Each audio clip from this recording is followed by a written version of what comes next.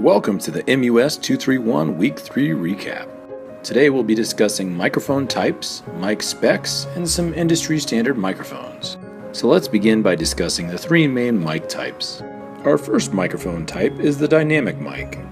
Dynamic mics use a moving coil design which allows sound pressure to be applied upon the coil and positive and negative electricity to be the result. Dynamic mics have various applications both in the studio and on the live stage. Dynamic mics typically have less sensitivity, a more narrow frequency response, and a higher max SPL. Our next mic type is the condenser mic. Condenser microphones use a condenser plate diaphragm to allow air pressure to then be translated into electrical energy. Their mic design is specifically useful in the recording studio, though there are some live applications. Condenser mics have more sensitivity, a broader frequency response, and a medium to high max SPL. Our third type of mic is the ribbon microphone. Ribbon microphones use a metal ribbon to translate the acoustic information into electrical energy. Historically, ribbon mics have a long history in the recording industry and are well known for their warmth.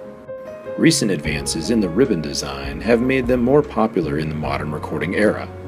Ribbon microphones have the highest sensitivity, a very broad frequency response, and allow medium to high max SPL. They're also very fragile in the studio. So let's talk about some mic specifications. Mic specs help us determine how each mic is used and which type of microphone would be the best for our particular application. Our first mic specification is called sensitivity. This reports how well the microphone will reproduce dynamics. Frequency response is another very important specification that details how frequencies will be represented through the microphone. The frequency response shown here on this Shure SM57 graph shows that high mid frequencies around 5 to 6K will be emphasized, while the low end below 100 will not.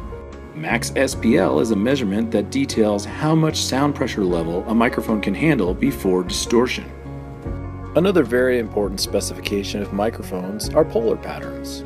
Polar patterns describe the directionality of the pickup response of a microphone. The cardioid polar pattern is designed to mostly pick up from the front and have a lot of rejection towards the back, while hypercardioid has most of its pickup from the front, some pickup from the back, and a lot of rejection on the sides.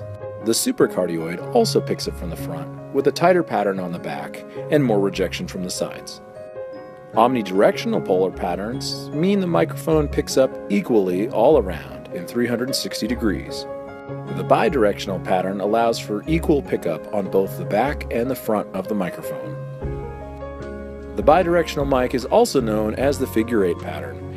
It allows for us to pick up the source directly from one position and the ambience of the room from the other side. While total harmonic distortion, the final specification, will detail how well or accurately the microphone will represent harmonics. Thanks again for tuning in. Feel free to follow me on vincecasas.com.